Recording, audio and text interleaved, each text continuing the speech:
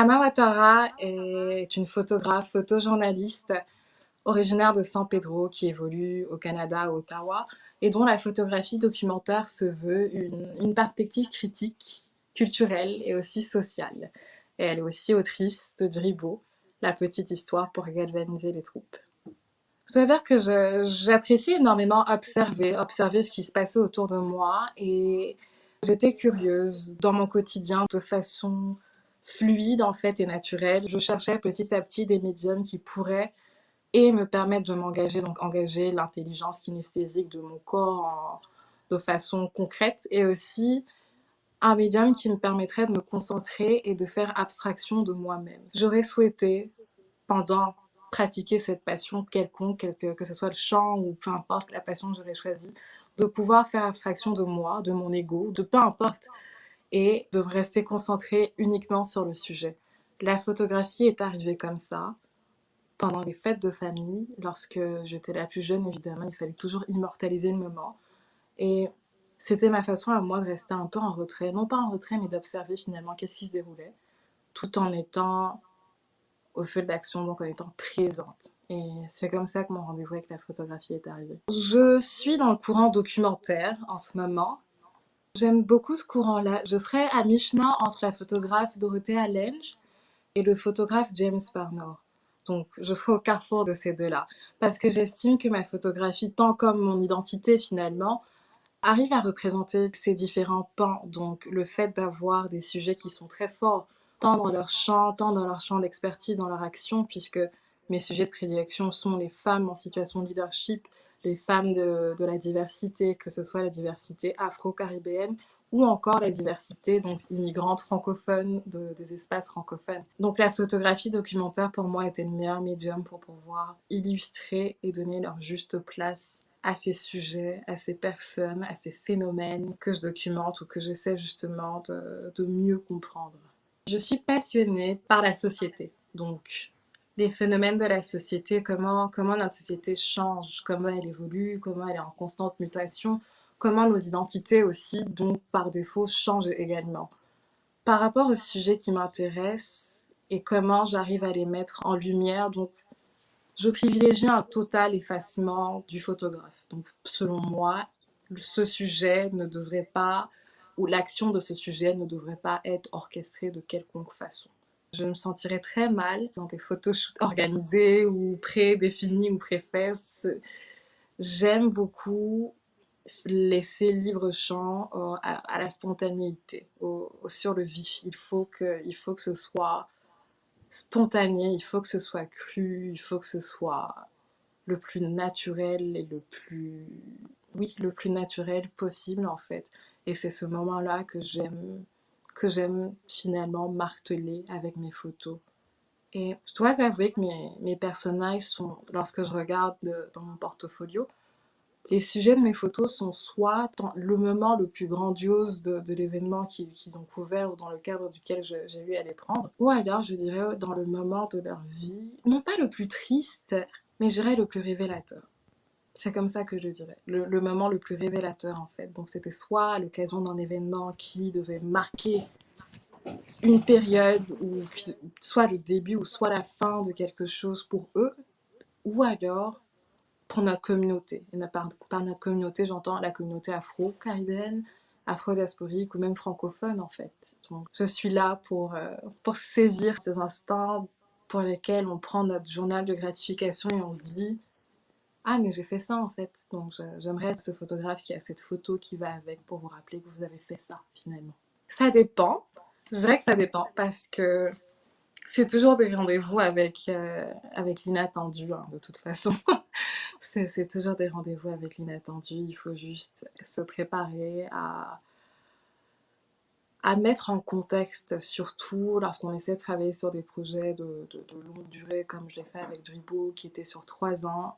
À l'époque où je travaillais sur la démarche et sur le produit en lui-même, ou sur le livre en lui-même, à l'époque où je couvrais chaque événement individuel, je n'avais aucune idée que ces événements étaient liés, qu'il y avait une symbiose quelque part, qu'il y avait une amitié quelque part, et que tous ces projets emboîtaient finalement à quelque chose que je pourrais reconnecter dans un seul et même livre. Je n'en avais aucune idée. Par contre, c'est sûr que pour d'autres démarches qui sont un peu plus de courte durée, j'irai me concentrer sur des projets bien spécifiques. Je pense notamment à la crise climatique Généralement, j'arrive surtout à penser à ce sujet lorsque je suis en Côte d'Ivoire, j'ai donc à la maison donc pour visiter mes parents. J'arrive surtout à penser à ce sujet dans mes photos, à le refaire ressortir dans mes photos, puisque c'est une question qui me trotte au quotidien. Ce serait comment rendre mon séjour plus vert lorsque je suis ici, donc par défaut, comment rendre ma photographie écolo, ou comment j'arrive à faire le lien. Mais c'est sûr que l'environnement conditionne énormément mes sujets de focalisation parce que je m'en rends compte. Je suis un caméléon de mon environnement. Je suis fervente adepte de la pensée critique. J'inviterais vraiment ceux qui n'en sont pas encore fans à y songer. Donc, avec mon art, c'est sûr que j'invite les gens à essayer finalement d'utiliser un peu plus de pensée critique, tant au niveau des questions sociales ou au niveau des questions raciales ou au niveau des questions par rapport au genre aussi surtout. Je vous invite à vous poser une question. Est-ce que moi, j'essaie d'avoir une question?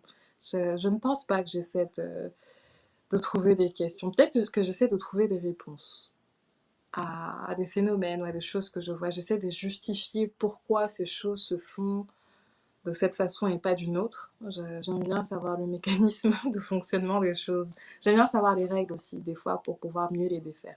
C'est un questionnement collectif, en fait, je vous dirais. C'est comme lorsqu'on est tous sous l'arbre à pas l'arbre et qu'on vous demande, bon, qu'est-ce qu'on fait? Donc c'est un peu ça, c'est une invitation à trouver une solution, à trouver des réponses ensemble.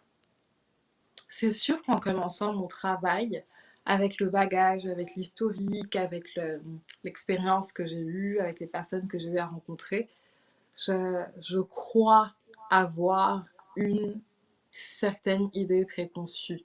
Sauf que cette idée-là, évidemment, j'essaie au fil et surtout vers la fin et surtout au terme de mon travail, d'essayer de la passer au filtre et à l'entonnoir le plus possible. Il faudrait donc que ce travail final puisse tant répondre à moi, ma personne, qu'à une autre personne qui n'a jamais été dans mes chaussures. Il faudrait qu'il soit lavé de tout biais cognitif, toute idée préconçue, toute pensée limitante, toute forme de pensée discriminante. Je ne sais pas si tout artiste essaie finalement de passer par ce processus, mais j'y apporte une grande importance dans mon travail puisque comprendre les autres, comprendre les cultures surtout, essayer de mieux partager, ou de mieux transmettre ou traduire finalement comment communiquer et comment vivre ensemble est très important dans ma démarche, c'est certain. Ce serait l'un des messages, le vivre ensemble serait l'un des messages que j'aurais aimé, que je souhaite transmettre avec ma démarche. L'autre message serait aussi le fait de pouvoir embrasser sa diversité, son intersectionnalité. Je sais que personnellement, j'ai eu à me questionner énormément par rapport au fait de est-ce que je pouvais venir du pays duquel je venais et m'exprimer avec l'accent avec lequel je m'exprime. Est-ce que c'était normal? Cette remise en question finalement, le fait que lorsqu'on a la couleur de peau que j'ai, qu'on a le sexe que j'ai, généralement, les commentaires par rapport à comment on s'exprime sont beaucoup plus courants plutôt que plutôt que si on était d'une autre race. C'est drôle parce que je viens de lire une étude par rapport à ça il y a quelques jours. Donc oui, avec mon art, c'est surtout une revendication par rapport au fait que l'intersectionnalité est un phénomène qui existe, est un phénomène social, sachant que la mondialisation, cette grosse chose qui nous permet de ne plus avoir de frontières, fait que aujourd'hui, on peut se permettre d'être tout et n'importe quoi sans devoir le justifier. C'est juste ainsi. Et je pense que grâce à mon art, cette démarche de déconstruction et de décolonisation, puisque j'ai eu beaucoup à apprendre et à désapprendre. J'ai eu à désapprendre énormément de choses et j'essaie aussi d'emmener les gens à se poser la question. Est-ce que les choses que j'ai apprises jusqu'à présent me servent encore? Ou est-ce que je mériterais peut-être d'avoir cette réflexion et de me dire, il serait temps d'essayer de peut-être de m'en défaire. Donc là, ce sera un autre des messages. Outre la place des personnes qui me ressemblent dans ce pays, évidemment, J'ai beaucoup de choses à dire. Alors pour moi, je suis surtout dans la photographie digitale et ce que j'utilise, j'essaie de faire un amalgame entre plusieurs médiums. En ce moment, l'année précédente, j'étais surtout dans le format écriture, donc à cause de la Covid surtout, puisque les espaces de rassemblement étaient fermés. Mon but était de créer un espace de rassemblement de format poche, en fait, disponible qui pourrait tenir dans la paume d'une main et qui pouvait tant raconter une histoire avec des mots, mais également avec des photos, avec des images. Le livre était le médium parfait pour moi. C'était la somme de ce qui pouvait vraiment tant refléter le produit final, mais aussi la mission en fait, le fait finalement que l'histoire nous a surtout montré que notre communauté elle a souvent été critiquée du fait que soi-disant, nous avons une aversion pour les livres ou tout ce qui était de nature écrite, ce qui est à discuter, sachant que notre communauté, nos ancêtres, puisent leur force dans un historique qui est surtout oral. Donc, c'est comme la révolution industrielle, chaque pays a eu son train de vitesse, chaque chose en son temps. Là, en ce moment, les médiums de prédilection que j'utilise sont les médiums sonores. Donc, je suis surtout attirée par tout ce qui est voix, en fait. Son qui rappelle, je sais que récemment, j'étais allée en Côte d'Ivoire et j'enregistrais des sons d'embouteillage, d'autoroute, juste parce qu'il me fallait une banque de sons, en fait, de sons familiers, parce que en parlant avec une amie haïtienne, elle me disait le Canada est calme. La ville dans laquelle j'habite est calme. Si tu étais à Port-au-Prince en ce moment avec moi, Ama, tu allais entendre le bruit de tout dans la rue, même si tu étais chez toi, tu allais entendre comment c'est vivant. Et ça m'a fait rire parce que je me suis dit, ah, mais chez moi aussi, en fait, si tu pars aussi en Côte d'Ivoire, dans n'importe quel pays d'Afrique, en fait, cette vie sonore, tu l'entends aussi. Et j'ai trouvé ça drôle. Donc là, en ce moment, je repars dans les origines qui sont le son et j'aimerais donc faire quelque chose avec le son mais sans vraiment m'éloigner de la photo donc peut-être muer moi aussi notre société évolue bah, mon art aussi évolue donc là en ce moment je suis portée sur le son la photo et la nourriture j'aimerais énormément étudier les rapports de force qui sont emmenés par rapport à la nourriture comment la nourriture est aussi un outil politique finalement de domination si on veut ou surtout culturel, comment notre nourriture est disponible ou pas selon l'endroit géographique où on se trouve. Voir comment faire un mix de tous ces médiums, ça promet. C'est pas mal ça. Par rapport à l'aspect post-production de la photo, ça dépend. J'essaie justement, puisque mon but est d'avoir un cliché le plus fidèle possible, j'essaie finalement de l'altérer le moins possible. À part si je sais qu'il y a un élément vraiment minime, une fleur, une feuille qui tombe à côté, ou peut-être un bout de mouchoir qui est tombé lors d'une réception, un bout de mouchoir qui traîne sur la table qui n'est pas au bon moment. Mais c'est très rare que je le fasse parce que je pense que techniquement, pour le bon cliché, selon moi, tout devrait être à sa place. Tout devrait avoir une importance pour finalement pouvoir décoder fidèlement, en plus d'avoir le contexte que j'ajoute à la photo, les détails qui composent la photo doivent pouvoir permettre de la décoder. Il faut permettre au spectateur de pouvoir lui-même lire la photo avec ses références à lui parce que la personne qui lira ma photo ne sera pas forcément une jeune femme de Côte d'Ivoire qui vit au Canada.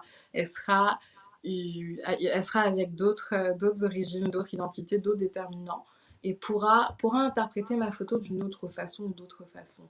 C'est pour ça que l'exercice d'exposition est très intéressant parce que finalement, on peut voir comment d'autres personnes interprètent nos photos, où nous voyons de la force, du zèle, d'autres personnes peuvent voir de la mélancolie. C'est- je- j'ai souvent entendu des interprétations de mes images qui m'ont fait comprendre justement que l'art et quelque chose de très subjectif. C'est sûr que c'est une invitation à essayer de se créer ou peut-être d'épouser une réalité qui personnelle ou collective qui a souvent été niée, je dirais. Soit niée, soit ébranlée, soit non pas prise au sérieux. Donc, ce serait une façon finalement d'embrasser cette réalité qui est là, qui existe et qui mérite aussi d'avoir un peu plus de lumière ou de projecteurs braqués sur elle. Pour moi, ce serait aussi, avec ma perspective, tant en tant que photographe qui exerce ici au Canada, mais aussi en tant que membre de la diaspora, ce serait aussi une façon pour moi de montrer la dualité de mon portfolio, tant les photos que j'arrive à prendre ici, mais aussi de l'autre côté de l'Atlantique, en Côte d'Ivoire ou dans d'autres pays. Donc pour moi, ce serait une façon d'être compris, puisque qui dit monde, je dirais parle de dualité. Et je pense que l'exemple même de prendre l'exemple de la diaspora qui navigue au quotidien entre ces deux mondes, entre ces fuseaux horaires, montre justement comment un artiste arrive à se créer des mondes, arrive finalement à non pas à profiter, mais à naviguer dans ces mondes et à faire quelque chose de beau avec ou quelque chose qui lui plaît avec son univers. Je vous dirais que certains trouveront leur voie peut-être comme ça, donc certains se diront pourquoi pas. Donc pourquoi ne pas commencer comme ça et puis finalement voir où est-ce que je me situe. Ce serait peut-être un challenge pour eux. À la fin de la journée, si c'est un hobby, tant mieux. Si ça fait pas de mal à personne, tant mieux. C'est l'essentiel. Par contre, le regard, j'aimerais rebondir en portant surtout le regard, en mettant surtout l'emphase sur ces personnes qui dévalorisent par contre encore le travail de photographie. Ce qui, ce qui quand même est quand même ahurissant, sachant que ce travail remonte des années 1900 et 18 ans et quelques, et que la photographie s'est montrée ou s'est avérée déterminante pour les événements majeurs des décennies, tant passées, présentes qu'à venir. Donc, pour moi, c'est quelque chose que je n'arrive toujours pas à comprendre. Donc, c'est surtout ce phénomène qui, pour moi, mérite d'être décodé. Pourquoi est-ce que vous ne considérez pas les photographes alors que vous en avez toujours besoin à vos anniversaires, à vos mariages, à vos baptêmes? J'essaie vraiment d'uniquement imprimer les photos qui feront partie d'une exposition, par exemple, ou des photos sur lesquelles je compte travailler sur un format mix médium. Donc ici, ce serait l'idée en fait de pouvoir travailler sur la photo avec de la colle ou faire du collage avec, mais ce serait l'unique cas. Sinon, oui, en effet, mes photos sont uniquement stockées de façon virtuelle parce que j'essaie de m'associer de l'environnement. Je dirais que ce photographe qui exerce en 2022, ce photographe documentaire qui exerce en 2022 devra de plus en plus redoubler d'efforts, surtout pendant les événements présentiels, tant au niveau du fait que, comme vous l'avez mentionné, nous avons d'autres types de photographes qui émergent, qui eux aussi ont envie de capturer l'instant avec leur portable, qui rendent le travail quasiment impossible, puisque comment tu fais pour prendre ta photo alors que tu as une marée de personnes avec leur portable qui essaient elles, de prendre ta photo. Allô, j'ai été commanditée pour couvrir cet événement. Permettez-moi de faire mon travail. Donc, c'est un aspect. Après, je dirais que le photographe documentaire de nos jours devra, comme hier, garder son empathie, garder son humanité, parce qu'il faut à un moment donné un minima, un soupçon d'humanité pour faire ce travail quand même. Essayer de non pas garder la lumière sur soi, mais sur les autres personnes qui font selon son barème de valeurs et de principes quelque chose de bien. Et donc ça, malheureusement, c'est uniquement l'individu qui arrive à le définir basé sur ses propres critères ou sur ses propres conditions. Après, ce photographe devra quand même rester à l'affût des autres, dans le sens où il devra demander la permission aux personnes qu'il capture. Il devra aussi être attentif à son environnement, à ce qui se passe autour de lui, puisque les choses évoluent extrêmement vite. Et faire aussi le tri entre ce qui est faux et ce qui est vrai, ce qui est avéré ou ce qui n'est pas encore. Et donc, essayer de confirmer au fur et à mesure, surtout s'il fait un travail de documentation, de recherche ou d'écriture, essayer d'avoir les sources les plus pertinentes possibles et les plus palpables ou tangibles pour pouvoir confirmer ou infirmer les phénomènes ou les choses qu'il essaie de mettre en lumière. Il faut lui-même, enfin, il faudra qu'il lead en fait, il faudra mener sa recherche, mener son projet avec autant de rigueur qu'il aurait souhaité que ces personnages se mettent en scène en fait. Donc je lui dirais de s'armer de patience aussi et de rester fidèle à sa vision. Dans 10 ou 15 ans, ma démarche aura mûri. Il vous sera beaucoup plus facile de retrouver les éléments distinctifs qui permettront de tout de suite repérer un Amawatara, par exemple. Ma démarche aura évolué dans ce qui est un peu plus animé et ce qui bouge. Par ça, j'entends dans le documentaire, dans l'animation.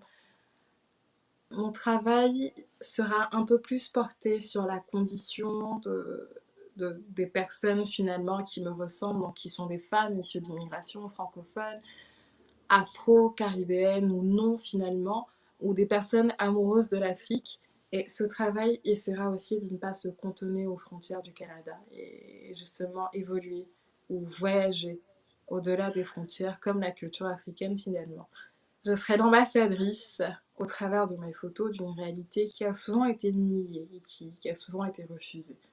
Et j'espère finalement que ces photos qui essaient de communiquer des choses très fortes, de finalement permettre aux gens de délier leur langue ou leurs paroles ou peu importe le médium qu'ils choisissent. C'est sûr que j'ai pas choisi, je ne crois pas avoir choisi la vocation en faisant la somme raisonnée, la connexion logique de tout ce qui est en train de culminer ou de comment ma pratique gravite.